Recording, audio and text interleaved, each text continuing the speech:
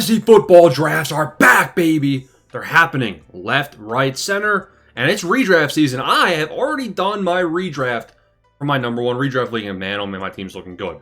We have sleepers today. 7 names, great ADP values that can help you boys win your league. A lot of these guys, man, are ADPs of 100 or later. They'll be available to you in round 10 and beyond. You know, the first couple rounds, you're investing heaviest in those players. You don't want to miss on those guys. But if you can provide value late, you can throw a dart on the dartboard. Bullseye. Let's talk about these names. Name number 1 is somebody you're not going to expect. This guy has an ADP on ESPN of 78 right now. It's Matthew Golden. Now, if you're new to the channel, please help us out. Smash the like and subscribe button. It really helps us grow the channel and community. Matthew Golden, I've actually been fading on the channel. Why this switch up? Jaden Reed, walking boot. Christian Watson, he's not even playing this whole season. And then you got Romeo Doubs also banged up. That leaves Dontavian Wicks. When Matthew Golden was in one of the most competitive, crowded wide receiver rooms in the league, of course I was fading him. His prospect profile, honestly, isn't even the best you'll ever see. But it doesn't matter when he's going to be the only clear receiver there, even with Jordan Love thrown with 4 fingers and no thumb. I'm taking Matthew Golden where he's currently priced at the beginning of the 7th round of your fantasy year. That is good value. Round 7, rookie wide receiver that's immediately going to be the starter outside receiver in your offense. Matthew Golden might just be somebody that I'm ranking way too low, so I think he's a good sleeper here in round 7. The next name is actually way lower in ADP. This is somebody I took in my personal redraft league where you can keep players if they are good. You can subtract 2 rounds from where they're drafted. But anyway, I took Luther Burden. Now, why did I take Luther Burden? Well, preseason is here, ladies and gentlemen, and preseason Luther Burden, let's not even talk about the receiving. Yes, he's had a couple of very solid receiving games, looking like 40-plus receiving yards per game in preseason. You don't want to overreact to that, but what I do want to look at, there's a bad thing. He's actually running with the second string in preseason games. So they're making him prove it. They're making him prove, all right, you know, we have, I forget the bum. There's some bum third string receiver that is above Luther Burden on the depth chart. He actually looked pretty good in the preseason too with the starters, so it's a concern. Sure, Burden can earn his spot as number 3. Now, the reason I like Luther Burden and what I saw in preseason is he is a phenom at blocking. He's sealed the edge a couple times with a couple nice run plays in the most recent preseason game he had. Now, what can you do to get on the field more? You can run block. You know, they're going to have to put Luther Burden on the field if he's a better run blocker than some of the other receivers. So I do think Luther Burden is kind of proving and earning the respect of his coaches and teammates, which is why I think Luther Burden can be an amazing pick. His ADP is 157. Round 14 selection, Luther Burden, end of your draft. Now, I mean, Rome Odunze, I've been fading Rome Odunze. DJ Moore, I'm kind of just like even on. I think he's kind of a bit overpriced, but it's still a decent pick. But really, I think Luther Burden can take the number 2 job from Rome Odunze. There is a world where that happens. Rome Odunze is obviously going to have a better chance at keeping the number 2 job. But I'd be surprised. I mean, honestly, if Luther Burden is the number 2 by week 7, I'm not surprised. And this is a good value selection. No risk. Number 3 has an ADP of 267. You might be saying, are you out of your dang mind? I'm not. So on Fluff Fantasy, you know, this is Mason Dodd letting us use his tools. Appreciate him. Go check the website out. It's totally free to use. We got Scam Darnold coming in right here. Now, Scam Darnold, the ADP of 267, he's ranked as like the QB 40. Are my eyes deceiving? It's late. Crook the eyes. What does I say? Oh, QB 9 finish. QB 9 finish in 2024. 2.1 touchdown passes per game. Insanity. Now, the only reason people are fading him, I honestly don't know. He just got paid. Now he's on a new team. Now he doesn't have Jefferson. He doesn't have Addison. He doesn't have Hawkinson. The Seahawks do have JSN going into year 3. You got Cooper Kupp. He's, you know, decent. And then you got Royu. You got a good running back room. O-line, maybe all right.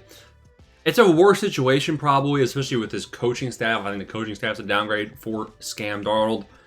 But when you're getting the QB 9 in the previous season, at a QB 40 price, you gotta smash it, especially in best ball drafts, man. In a redraft league, like, he might be somebody on the waiver wires just to keep an eye on. But don't be surprised, like, Sam Darnold's touchdown pass rate was very, very high last year, and nobody is saying his name. Number 4 is Emeka Egbuka. Now, you guys have probably heard this over and over again. You're welcome, because I feel like I was on this train very early.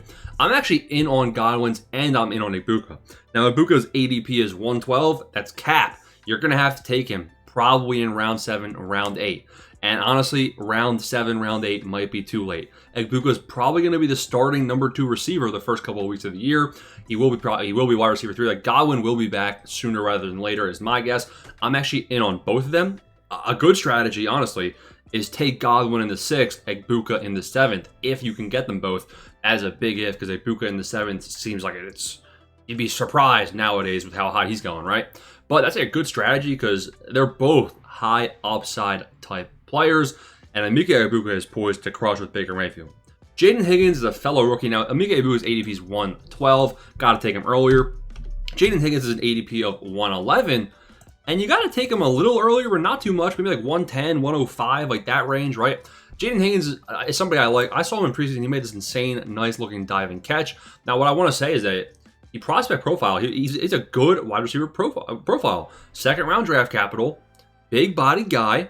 And what I like is that Nico Collins, the guy ahead of him, just can't stay on the field. If Nico Collins is not on the field, which looking at this, 12 games played, 15 games played, 10 games played, 4, then guess what? Jaden Higgins is now the wide receiver 1. Christian Kirk has the slot role. Jalen Noel is also a slot type player. He's not going to be the guy on the outside. Jaden Higgins can feast attached to CJ Stroud, which people are for some reason forgetting. CJ Stroud in his rookie year was very, very solid. Almost 300 passing yards per game. So Jaden Higgins is one of my favorite picks. 2 names left. The next one actually is Christian Kirk. Now, Christian Kirk, the only reason I like him is because of his usage in preseason. He's going to have a role immediately as the number 2 wide receiver in this offense in the slot. Now, Christian Kirk, I think he can probably get back. He could get back to 12.5 points per game, which we saw in 2023 with Jacksonville. Obviously, a down year last season. I think Christian Kirk is going to be a good gadget-type player for CJ Stroud. It's really a matter of there's not much of a ceiling there. So the floor is higher than these other players, but the ceiling is definitely lower. But there is a world where if you have a couple of injuries at wide receiver, you can slot Christian Kirk in there, and you know you're getting, all right, I'm getting 8-9 points out of my flex spot this week. Probably better options out there, but Christian Kirk had to be mentioned. The final name is Jacory. Let's see if I can even spell it, bro. He's not even on the website. Jacory Krosky Merritt. Who knows if that's his name, bro? Brian Robinson Jr. When I'm recording this video, a couple days early, he's requested a trade. Now, you're going to see Jacory Corey, whatever his name is, bro, playing on Monday Night Football in preseason. You will have known the results of that. You'll probably know what's happening with B-Rob Jr.